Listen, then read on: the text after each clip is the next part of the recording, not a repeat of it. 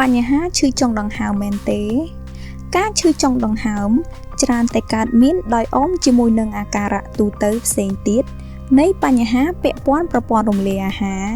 រួមបញ្ចូលទាំងការហើមពោះក្រហាយទ្រូងនិងឡើងហ្គាសជាដើមទោះជាយ៉ាងណាមិនចាំបាច់ត្រូវតែប្រើថ្នាំទៅបញ្ហាឈឺចុងដង្ហើម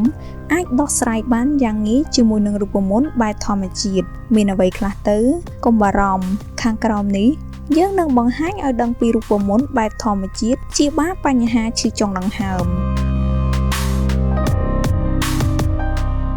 1. ទទួលទានតែខ្ញីបញ្ហាពិបាករំលាយអាហារ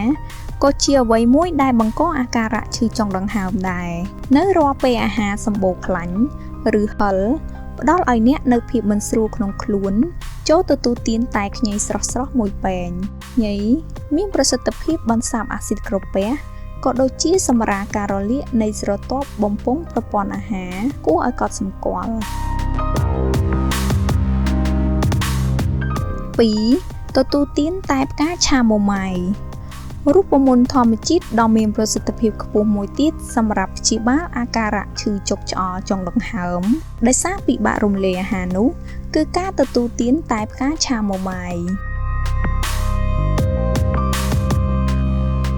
3. តែជីអង្កាមភេសជ្ជៈនេះក៏ល្អបំផុតសម្រាប់ដោះស្រាយបញ្ហាពិបាករំលាយអាហារបំបាត់អាការៈឈឺចុកចុងដង្ហើមដែរ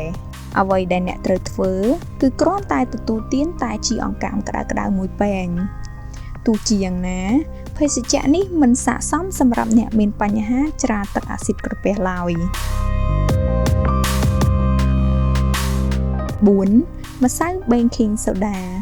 អ្វីដែលអ្នកត្រូវធ្វើ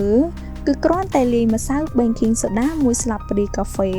ក្នុងទឹកក្តៅអ៊ុនៗមួយពែងកូរឲ្យសព្វសឹមទទួលទានប្រសិនបើអាស៊ីតក្រពះឡើងខ្លាំងអ្នកអាចប្រើប្រាស់ម្សៅ baking soda ចំនួន2ស្លាបព្រាកាហ្វេ 5.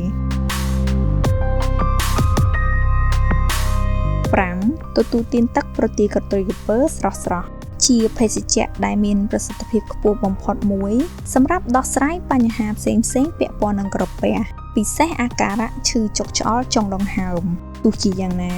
ត្រូវប្រាកដថាទឹកប្រទាលកន្ទុយក្រពើស្រស់ដែលអ្នកទទួលទានគឺសុទ្ធ 100%